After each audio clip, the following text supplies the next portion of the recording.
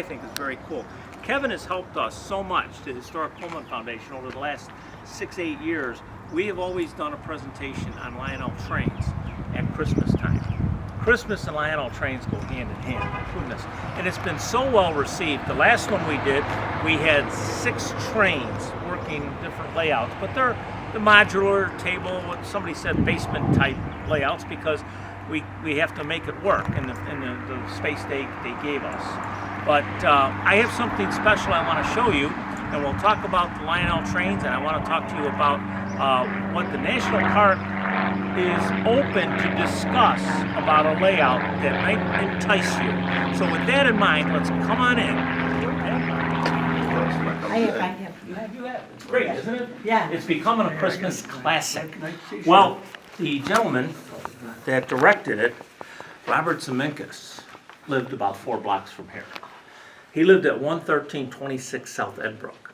Now you will hear that address in the Polar Express, because as the train is going down, picking up the one kid, they go to the poor side of town. They pick up the waif, right? Yeah. This poor kid who has nothing, and the conductor, Tom Hanks, picks up the microphone, goes, "Next stop, 11326 South Edbrook." That's actually a house that's over on Edbrook. It's Robert Zemeckis' house. He grew up in Roseland. He hung out as a teenager in Pullman, and he graduated from Fender High School, class of '69, and went on to greatness, because he's not only directed this movie, but he's done Saving Private Ryan. He's done a number of big production movies, okay? So when it came time to do the animated version of the Polar Express, he wanted Pullman to be the backdrop for the North Pole. So they came out and they took pictures of what is the administration clock tower here on this page, and this is how it looks in animation. The clock tower is now a national monument, put in operation as a result of a proclamation by President Obama in 2015, and it opened for the first time in September of last year. So we had the grand opening. So that's part of the reason that, I've talked to Herb about this and Kevin. What I'm trying to do is to create a bridge, a liaison between the Chicagoland Lionel Train Club and the National Monument. That's why you're here, okay? Yes, I'm talking to them now, and they're somewhat interested in doing a layout that would be similar to this, using the theme of the Polar Express at Christmas time as a way to generate attendance, as a way to generate interest in the Pullman theme. So now, again, we're in the talking stage on this, and I'll certainly keep you abreast of it all, but I love what I hear from them. They're very interested in what we could do, even if it's a modular, set it up, break it down type of event. I mean, we've even talked about doing this. Metra is also involved in some of our discussions. Metra would, if we ever get it to that point, sponsor a special train from Randolph Street Station directly to 111th Street Station. The kids would get off, the families would get off, we'd give them hot cocoa on the train, okay? We would have docents on the train and create that vision of what the Polar Express is. They would get off, come down off the viaduct, they would walk across to the National Monument. We would have some kind of a Santa Claus theme there. We certainly have the space, and of course then we'd have the modular layout, and we would do a little bit more of a Christmas theme for that. So these are the talking stages right now. Could it happen by, I had somebody say, could you get this done by this Christmas? Whoa, whoa. The reality is it would probably take a good year. Lining up what we want to do would be the first stage. The second stage is to find somebody to finance it. Surprisingly, we just got done with this beautiful event, 2-day event here called Railroad Days, of which you're going to see some of the photographic essay on railroad life back in World War II. And a lot of it's local to this area. South Bend, the Indiana Belt Railroad is prominent in this theme. So you can see where we're going with this. I'm trying to build a bridge between the club and the National Monument. It may take some time and get everybody on board, but I think this could be something special, really something cool. Kevin, as I said before, has been instrumental. We've been doing it, 8 years now? You guys, we've come up and set up our trains over at a building at 614 This last year, we did a full weekend, Friday, Saturday, and Sunday over here, and we had our tables up, and we did 6 or 7 trains. We had all the accessories. 7. You had 4. You had 4 on your layout.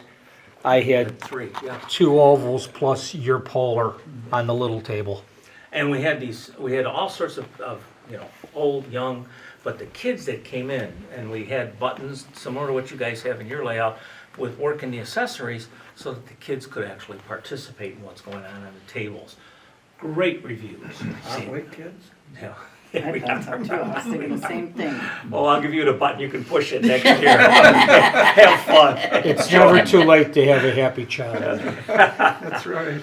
So, and now, let me explain who I am and how I got involved in this. Kevin and I have been policemen, and we started our career in 1973 out here in the Kensington District, which incorporated Roseland and the Pullman area. My first introduction to Pullman was rather unique, because as a rookie policeman, you have to work the wagon, the paddy wagon, and the reason it's called a paddy wagon, well, it's because they stuck 2 Irishmen on it that they didn't like, and the slang term for an Irishman is paddy, so Yes, it is, that yeah. became Paddy's wagon. So on this one morning, we get the call, we got a deceased over here at the hotel, which was nothing more, the Hotel Florence was nothing more than a retirement home for old railroad workers at the time. They got 1 meal a day at the hotel, and they got a thing for a hot dog across the street at the hot dog stand. So that was the 2 meals, for which they had to tender to the individuals their entire paycheck, their entire retirement fund. So anyways, this guy passed away, natural causes, and I'm going into this Hotel Florence for the very first time. And we got the cart, and we're going up the stairs, and it smells of urine and smoke and cigar smoke. And we go up to about the 3rd floor, and the old boy's laying there, and he's gone. So we pick him up, put him on the cart, we travel down. Of course, I get stuck with the heavy end, 'cause I'm the rookie. And as I'm coming down the stairs, I said to my partner, they ought to burn this place down. This is a shithole. Years later, I meet a girl from Pullman. We get married in 1983. We lived in Beverly, beautiful condo. I had a wonderful janitor take care of everything I needed, but she wanted to move back to Pullman. So in 1984, we bought our first house in Pullman, and she got active in the Historical Society, ergo, that's why I'm here. Happy wife, happy life, all right? You guys know what I'm talking about. So, but I've seen the growth of what we've done here. I mean, this was American Legion Hall, and we made it an interpretive center. And then we started to lobby people. When we started to see the interest in Pullman, we started to lobby for the national park. It was probably about 2012 when we first got wind that the 100th year anniversary of the national parks was coming up, and they wanted to do an urban park. So we put the full court press on. We had people from the neighborhood fly to Washington, go up on the hill and lobby. We had a professional lobbyist we hired to take us there to tell us how to do this. And after it was all done, and there was a guy, I have to tell you his name is Mike Szymanski, an architect. He lives across the street, been here since the 60s. He sat down and to get Director Jarvis, who was the director of all the national parks in Washington. If you come to Pullman, we have a museum, an interpretive center, and we have a tour program you can have. When you hit the floor, you can hit the floor running. We'll give it to you. And they were impressed when they came down and saw what we had. And as a result, in 2015, President Obama came to what you guys might remember as Mendel High School, which is now Gwendolyn Brooks. By the way, Mendel High School was originally Pullman Tech. Yes, it was a high school that was built after the death of George Pullman as a result of $1.25 million that he left behind for the Pullman Free School of Manual Trade. How benevolent of the man. But there's a purpose, I have to tell you that. What was taught there were drafting skills, woodworking skills, all the skills, including secretarial skills, that was necessary so you can go get a job in the Pullman, which was then Pullman Palace Car Company. So we'll continue the good work. So what he did is he built an educational facility that literally kept the good work of his company alive for years to come. So it was, everything Mr. Pullman did, and I'll explain that to you later, has a purpose to it. Everything. A Pullman car uses every inch of space. It's designed that way. It's a remarkable piece of operational apparatus. The Pullman home that he was built here, and this was his town, had every inch of space was usable. It had to be, the way it was laid out. So Beeman, a young architect, was 26 years old. He got the contract to build Pullman, and you're gonna see that these are all townhouses, they're joined, okay? Now, this wonderful 26-year-old architect had some exposure to Pullman before, so he knew what Pullman was like. Pullman was kind of a frugal guy, which means cheap. So when he laid out his plans and he shows them this design, the reason that Pullman liked the design is because there was no space between the houses. So therefore, he got more rental property on all the blocks. But there was an issue with fire coming out of the Great Chicago Fire. So the town was made out of brick. It had some amenities that other towns didn't have. We had operating skylights that were in the middle of the houses. Every house has this. You pull down a chain, it opens up. You can open up your first floor windows. You get the updraft. Air conditioning, 1881. Construction starts in 1880, first occupants 1881, fully operational by 1884, including at the same time the workers were building the town, they were building the factory complex, which we're gonna see when we go over across the street. It's a remarkable methodology that he used to create both at the same time, and the amount of labor was intense to say the least. But he also included indoor plumbing. And it's a little bit different than what other towns might have. In some towns that had indoor plumbing, they literally took human waste and put it into the same drain with regular water and then drained it into whatever river or lake that was going into. Pullman's plumbing system actually was more advanced than that. It all went to a cistern across the street into the base of the water tower, and it was pumped out, almost weekly, and taken out here to 130th Street, where it was used as fertilizer for a farm. So again, he got everything out of it, all the shit he could, he got out of it. So it's remarkable. I'd like to start the tour, if you don't mind. Excuse me, come on over here. I want to show you. Actually, the address would have been like 1755 South Prairie Avenue. Kitty corner from the Glessner House. Now, the Glessner House is down at 18th and Prairie. If ever you go there, the Glessner's people, the family owned International Harvester. Also on this street here was Marshall Field. And Marshall Field was very anti-union. And Marshall Field was a frequent dinner partner of Mr. Pullman, so therefore we think that's where Pullman got his anti-union kind of flavor to it. Marshall Field used to lend out his delivery wagons to the police department to break up union meetings, because unions back then were anarchists. So it was the start of organized labor, and of course those in power were trying to put that down. That's his house, one of the most elaborate houses of the era, to show you the wealth that Mr. Pullman had. Where did he get most of his money? Well, he started in New York. His family, he was one of 10, and his family raised houses out of the muck around Lake Erie to create a sewer system underneath it. He did the same thing here in Chicago, in the Loop. That's how he got to Chicago, was a contract. While in Chicago, he heard during the Civil War, he heard about in Denver a great gold rush. So he goes out there and he makes a fortune in the gold rush, but he doesn't pan one nugget of gold. He set up a series of general stores and sold all the wares. So the man was a brilliant master of making money, to say the least. Now, let me fast forward a little bit. Okay. Where's my photograph here? Oh, no, you're fine. This piece of furniture here is bequeathed. Yes, it's gorgeous. It's a sideboard. Do you see it in here? This is George Pullman's dining room. Here, right? That's it. This piece came directly from his house. It's gorgeous. This is a 15-foot ceiling in his home. This is his dining room. This piece of furniture here is what's behind me. It gives you an idea of the wealth of Mr. Pullman. Look at his house. Is that the china too? No, that's a different china. That didn't come from his house. But we're going to talk about China in a minute, so you're going to see some of that. All right? This just gives you an idea of some of the wealth. The man was obviously one of the most wealthiest people, not only in Illinois, but in the country itself. You can see that in him. Okay. These are pictures of his 4 children. Florence is the apple of his eye. She's the oldest girl. There's a girl named Harriet, number 2. His twin boys, George Jr. and Walter. George Jr. and Walter did become playboys. They live off of the trust fund.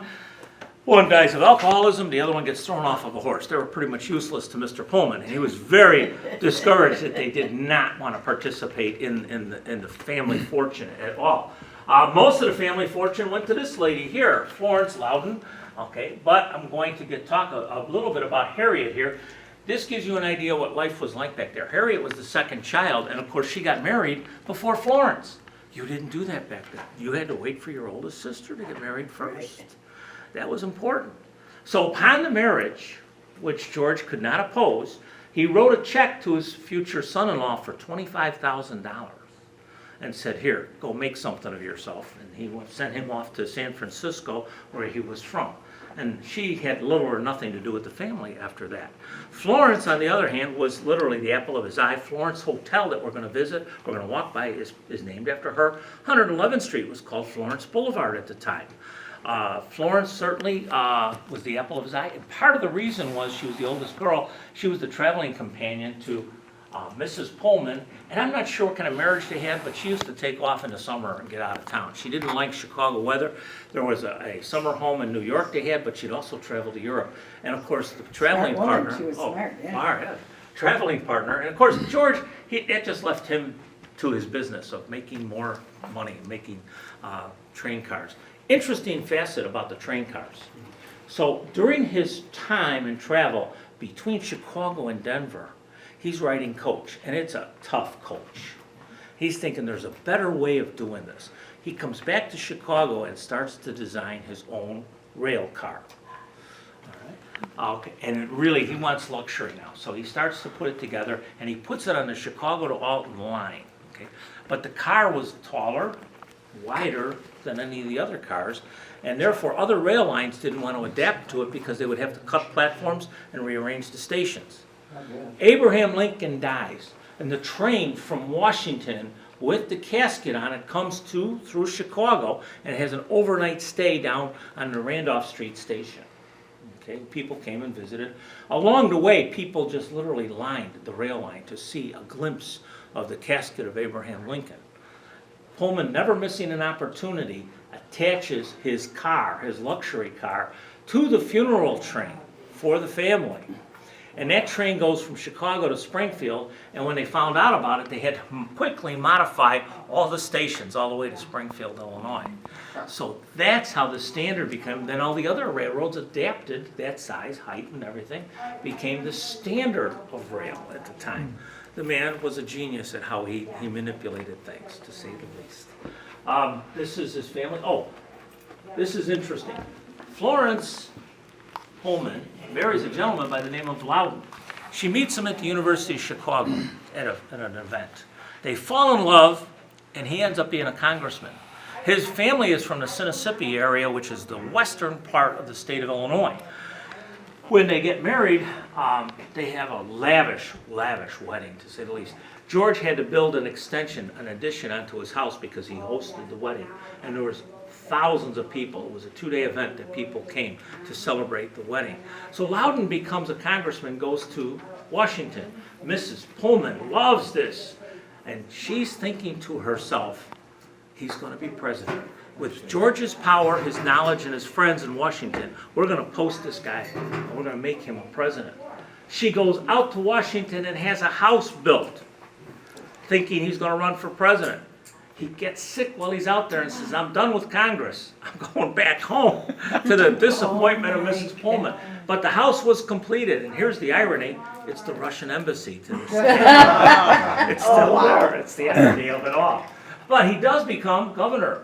Okay? And the family fortunes, both of Pullman and of the Loudon family, are commingled and lost forever, at least to the people of Pullman, until this lady comes into play, Florence Loudon, who is the daughter to Florence, or the granddaughter of George Pullman. She comes back to Chicago, and she marries a doctor from the University of Chicago, and she's very philanthropic. So when it comes time for this neighborhood, the Hotel Florence, the Fleabag Hotel that I thought it was at the time, it's up for auction. The people in the neighborhood galvanized together. Said, we got to buy this hotel. It's the anchor of our neighborhood. We can't let this fall into disrepair or get destroyed. So we only had one benefactor, and that's this lady here. She opened up her purse strings, and she also contacted her other philanthropic groups that she was involved in, and we were able to generate enough money to purchase the Hotel Florence. Now, I don't know if anybody here has ever been to the Hotel Florence for lunch or brunch. Years ago, Kevin was, okay? And it was an operating restaurant. The Historic Foundation did it, and we saved the hotel. From there, we sold that hotel to the state of Illinois. They were going to make it a transportation museum. When Thompson came as governor to see what we had out here, he fell in love with the Hotel Florence, and he told the state, we're buying it. We're going to buy the hotel. It has to be a package deal. When he was governor, in his office at the state of Illinois building, he had George Pullman's desk from the Art Institute on loan to him. So he was an antiques buff, history buff, loved Pullman. So this is how it starts, okay? With the neighborhood saving a hotel, and then all of a sudden the groundswell, and people recognize how important the role of Pullman is. Now, let me go back a little bit in time, because in the 1960s, there was a proclamation by the city of Chicago to destroy all of this. From 111th to 115th, it was going to be a warehouse district. Why? We have Lake Calumet. We had the expressway was coming in. We have rail lines. It would be perfect. So when they found out about this, we had a large contingency of Italians down here who migrated during probably in the 1920s to fill, because we had a lot of other industry. We had International Harvester, Dutch Boy Paints. We had Sherwin-Williams had a big paint factory here, and the Italians filled that labor. So the Italians all get together up in arms about this, and all of a sudden they educate themselves about historic preservation. They didn't know what those two words meant. They could have cared less what they meant. All they know is, hey, it's going to save my house. That's what I know. So they got together, and there were other people that were down here guiding them. They created this as a landmark district. And once they attained landmark status by the city of Chicago, they couldn't tear it down. In perpetuity, this is a historical area. It cannot be torn down. Now, the drawback to that is, if there is that when you purchase a Pullman house, up until that point, you can make all sorts of moderations, and you could do porch, you could put picture windows in. Once that happens, the front of the house becomes a registered landmark. You have to abide by the regulations. So you take the picture window out, you got to put double hung wooden windows in with the correct configuration. And you have to, people, instead of painting your house, we'd rather see you acid wash it and bring back that beautiful clay brick that you're going to see on the walking tour. You know, and you would think people would object to it, but surprisingly people gravitated to doing it because they understood that if we pulled together on this and did this, everybody made that little bit of an investment in the front of their house, this would be a better neighborhood. So that's how we existed here. So it was through the efforts of the people here that created a historic district. When the hotel came and Mrs. Pullman here, or Mrs. Miller, gave us the funds to purchase the hotel, we were really on our way. But we didn't make it until Obama comes in 2015, and that February cold day, and we had 1,000 people here. We had tents outside. It was a wonderful party, and he signed a proclamation making this a national park, and it actually belongs to the country now. So it's a national monument. I think it's as important as the Washington Monument. It may not be as tall, but to me, come on. All right, I want to bring your attention as we go through here a little bit. Walked up to a gentleman I knew. He was the chaplain, Tom McMahon, chaplain of the fire department. And Tom's there, and he says, Tom, we're going to lose the clock tower. I said, what do you mean? He said, the fire has gone up into the clock tower, and we can't fight the fire from inside because it's a truss roof. It's too dangerous for the firefighters. So we're going to pour water on it from the outside. But we're going to lose the clock tower. An hour later, the clock tower imploded on itself. We were devastated. There was some talk that night by some of the local politicians from the other area, and this would make a great strip mall. WTF, what? You know, so right away I pressed the word when I heard that, and immediately we started with rebuild the clock tower. And the state of Illinois gave us the money to rebuild it, $10 million to rebuild it. So when we went to Washington, we showed them, this is what we can do. This is what this neighborhood can do. So they were very happy to involve themselves in making this a national monument. We appreciate it. All the buildings, the real nice buildings, this building that was here, the Hotel Florence, the clock tower, the stables across the way faced the railroad tracks. because the trains going up and down at ground level showcased the town of Pullman as you were coming in from down south. The Illinois Central, New Orleans, City of New Orleans, GM and all. right. And of course, there were a lot of interurban trains that were coming in from the suburbs. Were bringing people in, and they would see Pullman. There would be ground level. Now, right around the 1920s, we start to see where this is tying up all sorts of vehicle traffic, pedestrian traffic. So the city starts a program to lift up all of these railroad tracks and create viaducts. And that's how we get to the viaducts. Because when you get out to the northern range of the city, northwest, even freight lines are ground level, but when we get to the south side and the west side, they had to raise the tracks because of the density of population and because of the number of rail lines that were coming in. I was gonna say, the amount of trains coming The in amount here. of trains were just tying up traffic. Yeah. I don't blame you for sitting. All right, I want to draw your attention to the building across the street. That is the Pullman Stables. And actually, you see the two horses' heads that are over there that are still around the main opening, the middle opening. Those are original, believe it or not. The Pullman Stables housed about 56 horses. There were delivery wagons that would be there. If you were affluent enough, and nobody was, to have a horse, you had to stable your horse in the stables here. But it was also a telegraph office and a barber shop, so it served other functions. One of the unique things was the fire department was there, and it was a volunteer fire department that was located inside.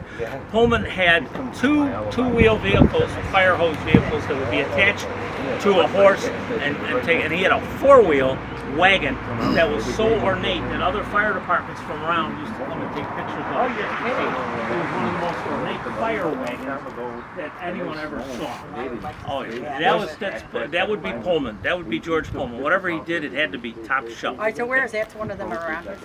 No, they're gone. All those wagons are gone. But, you know, we have photographs of them, but we also have a photograph of the hearse that was here too, because, you know, hey, you gotta bury him. You're gonna marry him, you gotta bury him. So, you know, that's the rule. You are so right. So, all right, let's get up. I hate to tell you this. World's Fair to Chicago.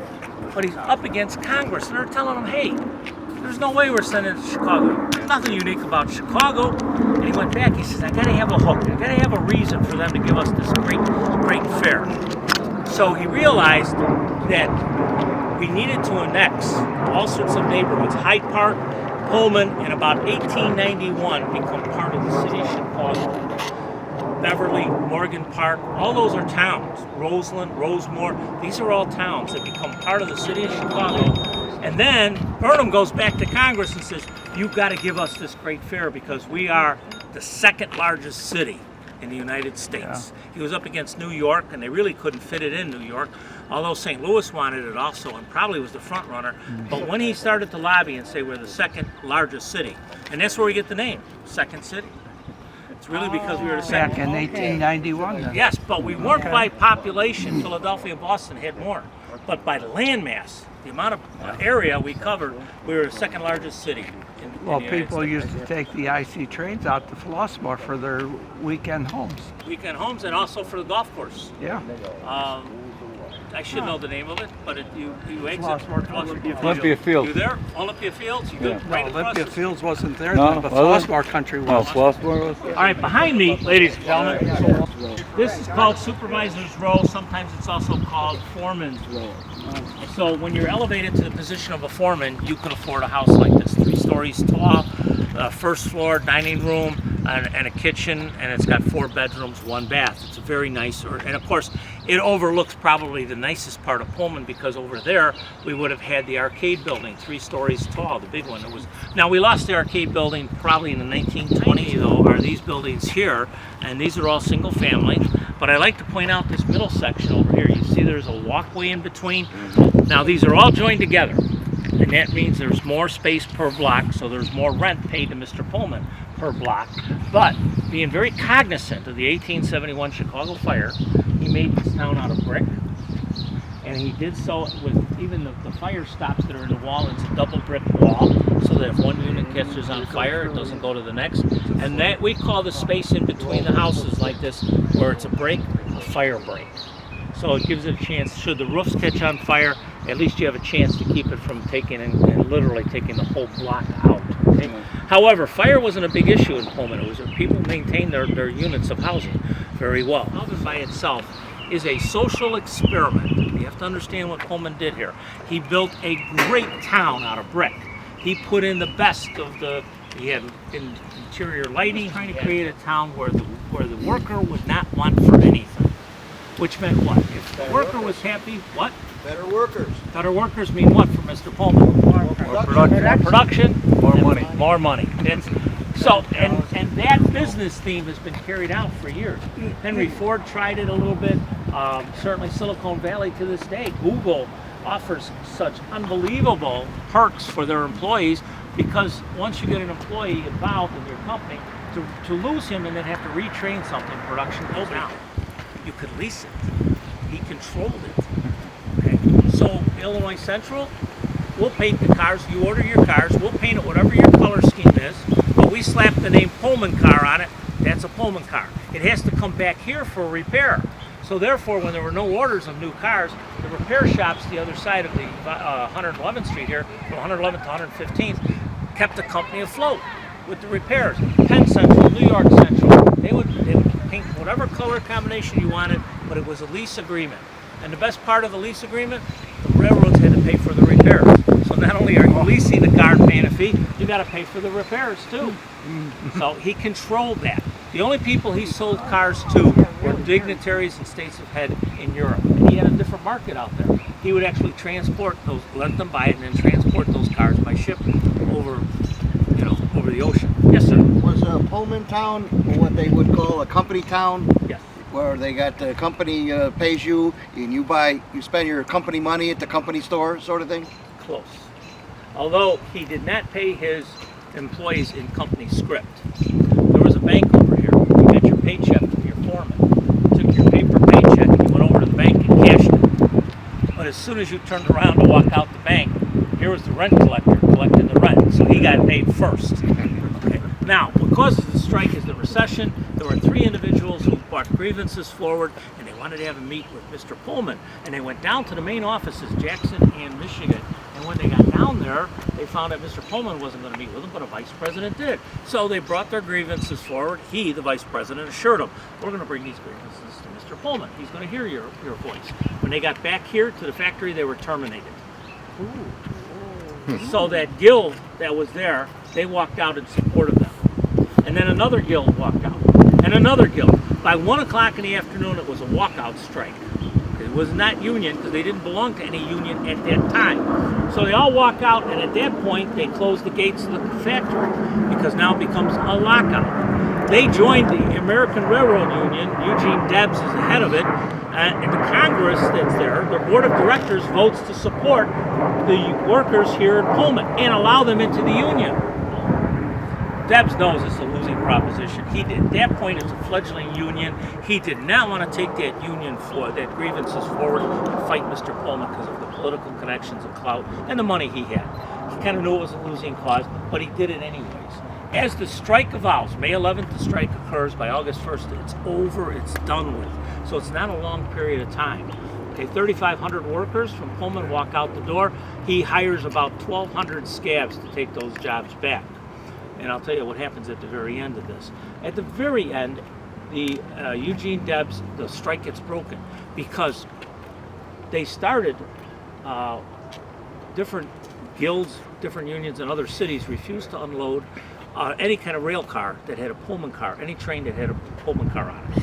So it tied up all sorts of goods and services coming from the East Coast. Coming from the West Coast, we have produce rotting on the sides in these cars. It's because everything has to come through Chicago. So it starts a national trend, a national strike. The national word, these workers, New York, Philadelphia, Boston, are all in support of the workers here. So it becomes an international or a national strike. So at this point then, they start to attach mail cars to the trains with Pullman cars. And it's a federal offense to impede the flow of mail. Grover Cleveland was the president, was a personal friend of Mr. Pullman. That's how they broke the strike. Eugene Debs ended up doing 6 months in McHenry County Jail for contempt of a federal order, court order, and Gompers along with him. The 2 of them ended up going to jail. But from the ashes of the strike becomes literally the AFL-CIO, a National Labor Force. And without union, and you can say what you want either way about unions, I mean, these guys work 10-hour days. They work 6 days a week. The rents were about $14 to $16 a month. And their pay at the end of their days would be about $1.25 a day. So about 50% of what they earn, they were paying in rent. And the standard right now is about 30. You shouldn't have a mortgage payment or a rent payment that's 30% of what your take home is. And of course, they were truly at the beck and call of the company.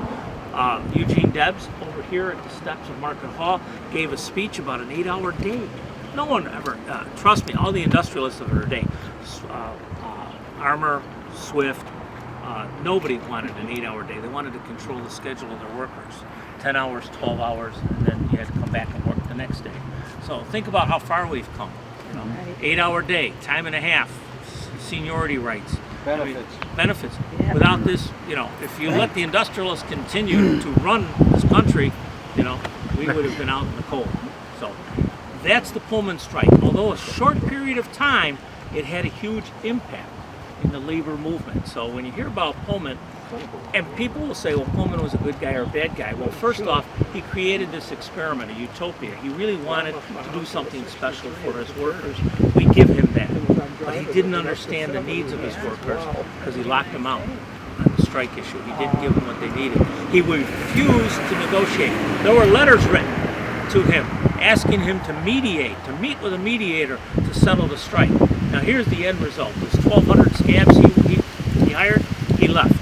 There were 1,200 families in Pullman at the end of the strike that were penniless. And they wrote Altgeld, who was the governor at the time, who was already upset with Pullman for bringing federal troops into Pullman. He said that should have been handled on a local level. Now it was a violent strike, but there were no deaths here. There were some deaths, we think somewhere around 30 deaths collectively, with most of them happening in the Blue Island area and south of Blue Island. There were a lot of taverns out there, and the unions would hold these meetings out there. The Pinkertons were hired. Some of the leaders of the strike disappeared. No one knew what happened to them. So yeah, it was a different era back then, to say the least. So the image of Mr. Pullman gets tarnished, although he tried to do something special.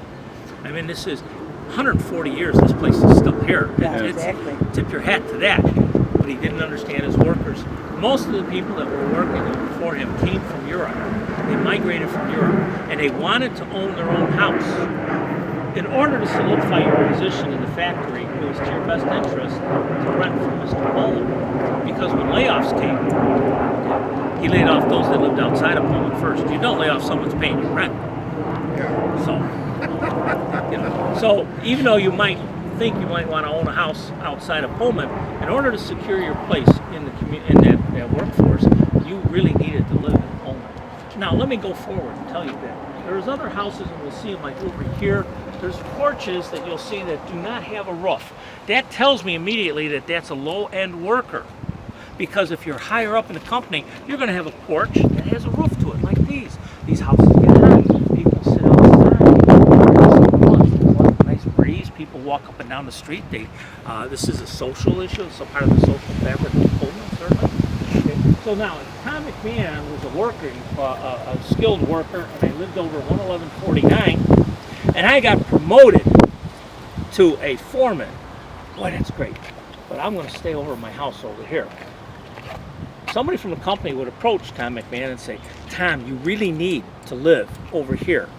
No, I'm going to stay over here. No, Tom, you didn't get the memo. You need to move over here. Okay? Because as I got a raise in pay, they moved you into another location, so they got a raise in rent. So you're filling a vacancy of somebody here who probably went up or out. Either way, you got to pay more rent. You ain't going to stay there and pay that little bit of rent on that salary. They weren't asking you, they were telling you. They were telling you. Did you get the memo? Hey, let's walk over here a bit. If you want to know why the strike was so effective, remember Chicago had 7 major terminals. Yes. It's not just the 2, LaSalle Street and Thompson Center like we have now. There were 7. Grand Central, Union, and Harrison Street, yes. So, remember, Pullman which church was it? Greenstone. Greenstone.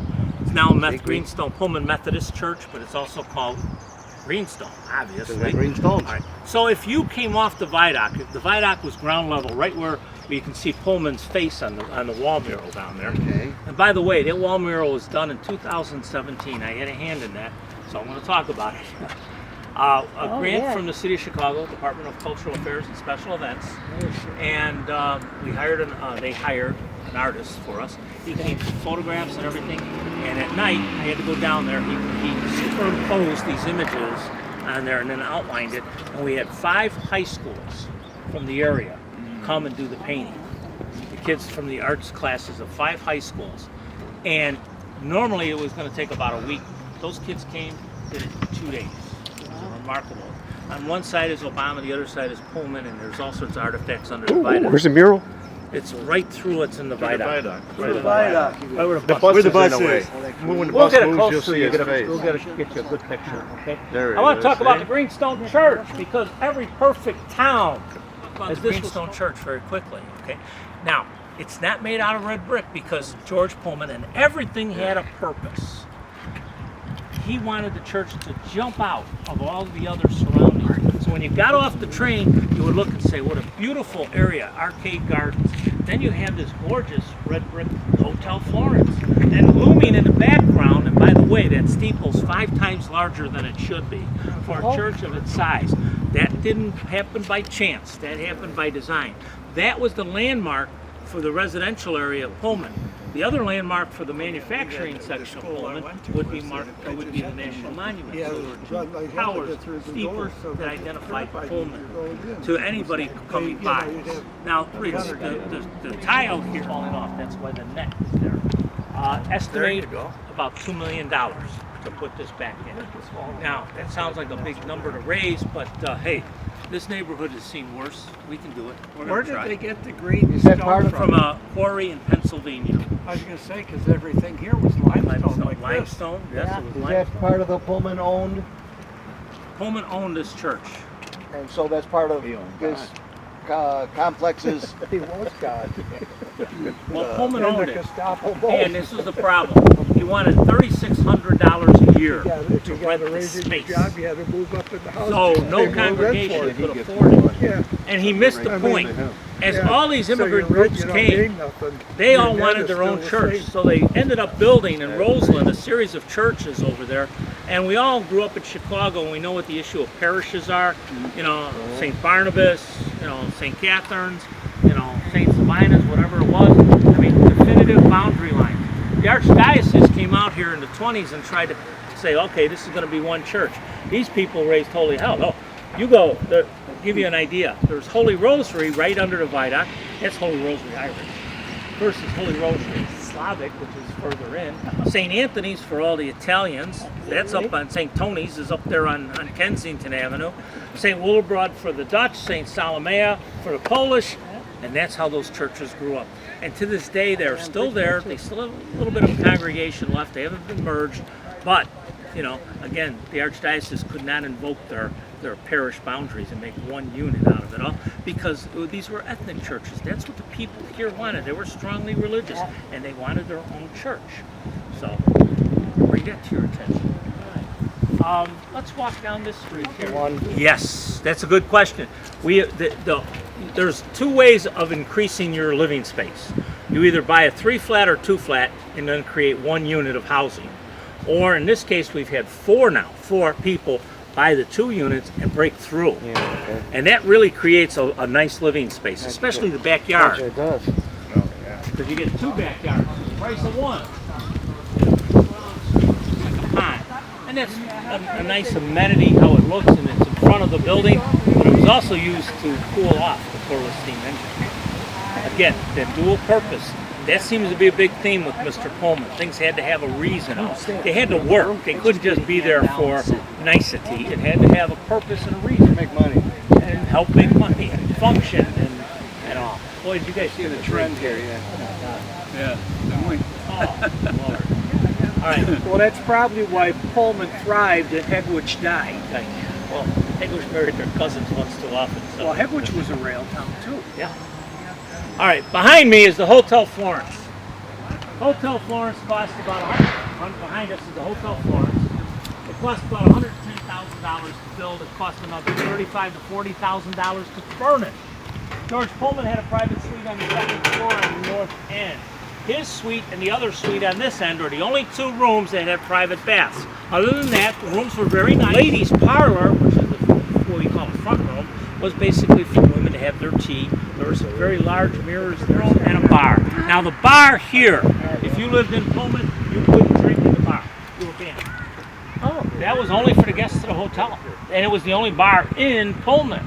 So across the viaduct over here, under the viaduct, 113th to 115th Street became Saloon Alley.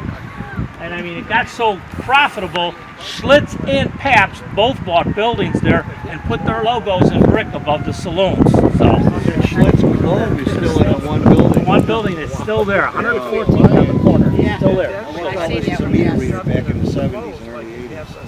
And the Schlitz delivery wagon stable is now a microbrewery. It's over there too on Forestville, or on Front Street.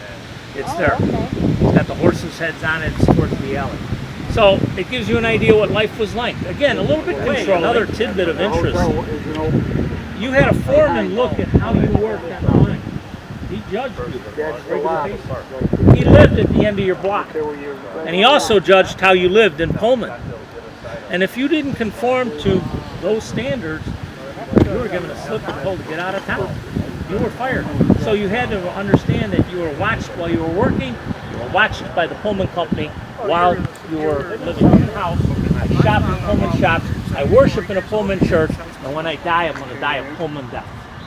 And everything was controlled in his life by Pullman.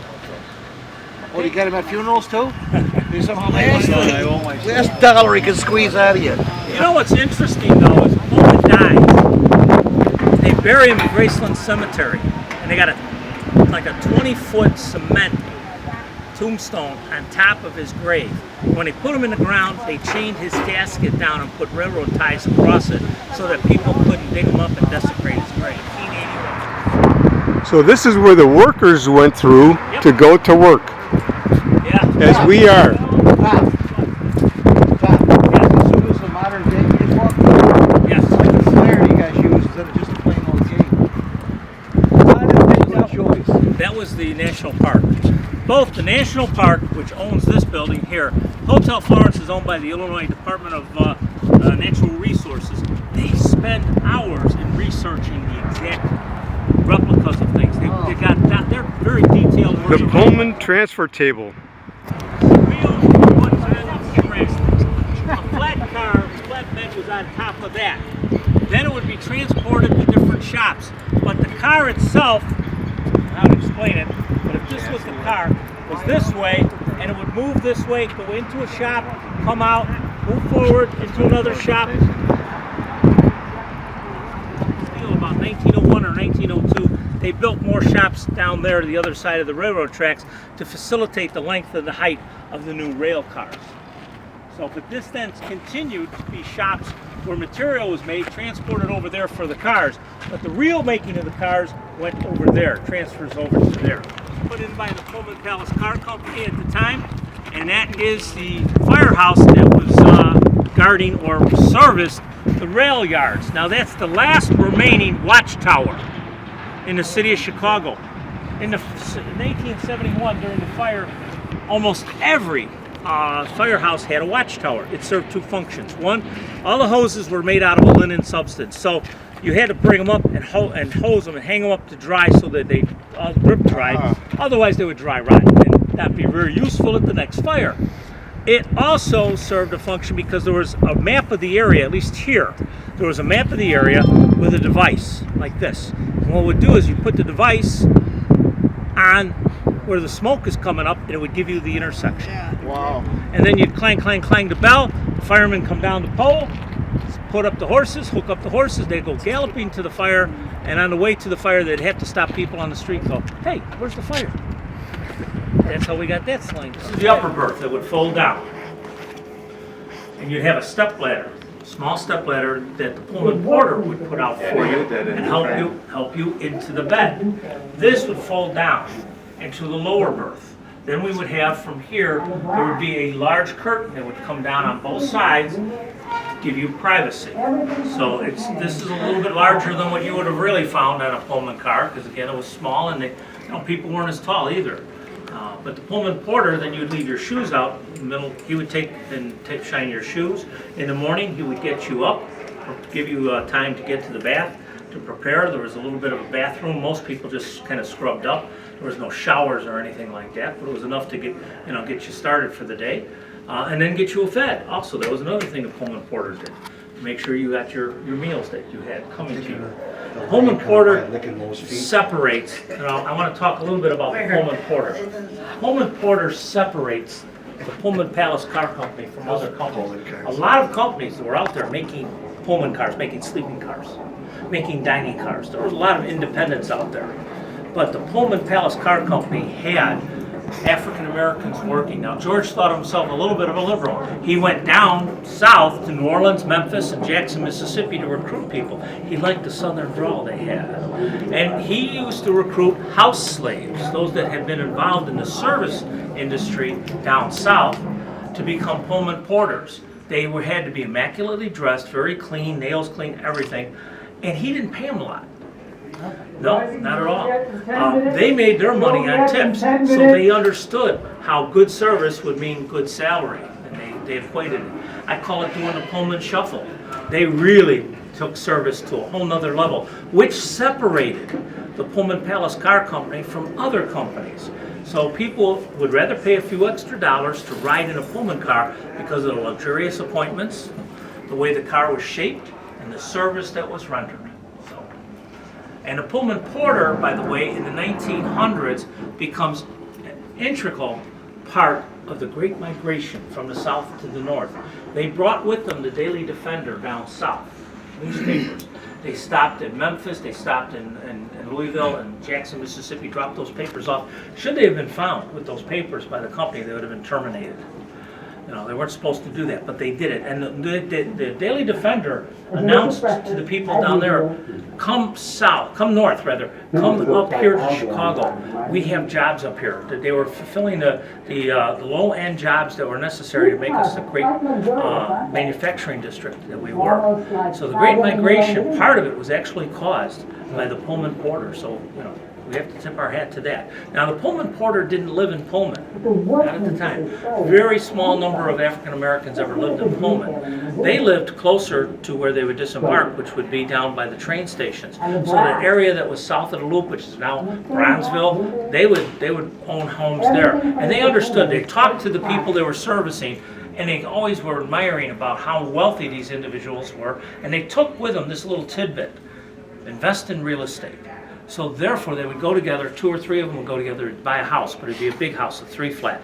And then they would get another house, and they would bring their relatives from the south and bring them up and get them jobs. So in fact, Pullman porters, it was not unusual to find grandfather, father, and son working at the same time on the line as a Pullman porter. And they did well enough to start what we call the middle-class black population here in Chicago. So. Many people will say, I hear it all the time when somebody comes in, my grandfather was a Pullman porter, and very proud of it. Some people still have the uniforms from their grandparents who were Pullman porters, so, and that's kind of remarkable. So I do have to tip our hat to the Pullman porter for the service he gave. And he wasn't paid well. He worked 20 hours a day. He slept for 4 hours, usually in the baggage car. His nickname was George. Because of the service he rendered, nobody ever called him by his right name, but as he would go around, he would say, excuse me, could you find my George for me? Because I had one person assigned to me, a porter was assigned to my specific needs. And he serviced me from morning till dusk, and then he slept. After he shined my shoes and prepared everything for me the next morning, he might get 4 hours of sleep. He worked on a line. He might take 10 days to go out to Seattle or Portland, pick up another train, and come back. So he was absent from the home for quite a bit, but he was a hard-working individual. So tip our hat to the Pullman porter. And the rest of these exhibits you can just walk through at your leisure. I'll meet you in the gift shop, okay? Executive Club. So the execs that were over here would come across and they'd have a sandwich, a cigar, a brandy, and then go back to work. Now, Mr. Sessions patented for the Pullman Palace Car Company two very important inventions. One was a coupler that had shock absorbers on it, because before that, the hooking up of these cars was so violent that some goods that would be broken or perishables would be damaged before they got to market. So the shock absorber reduced that. But what he's really known for is the vestibule between the passenger cars, like a tube that came out would allow you to go from one car to the next without being exposed to the elements. Now, what was that so important, having patents?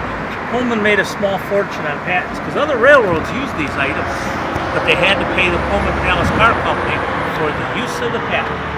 So he was, he had over 100 different patents out there that were being utilized by other railroads at the time. Another source of revenue for the man. The man was a genius at making money. You had a patent on a shock? You do the same thing. Well, Tom, thank you Different very high much school for or this same tour. high school? You're welcome, Herb. Thank you. Thanks for coming out. I don't have a lot of railroad stuff, but I got the story of Pullman now. You do. The Polar Express. It's becoming a Christmas classic. Well, the gentleman that directed it, Robert Zemeckis, lived about 4 blocks from here. He lived at 11326 South Edbrook. Now, you will hear that address in the Polar Express, because as the train is going down, picking up the one kid, they go to the poor side of town. They pick up the waif, right? This poor kid who has nothing, and the conductor, Tom Hanks, picks up the microphone, goes, next stop, 11326 South Edbrook. That's actually a house that's over on Edbrook. It's Robert Zemeckis' house. He grew up in Roseland. He hung out as a teenager in Pullman, and he graduated from Fender High School, class of '69, and went on to greatness because he's not only directed this movie, but he's done Saving Private Ryan. He's done a number of big production movies.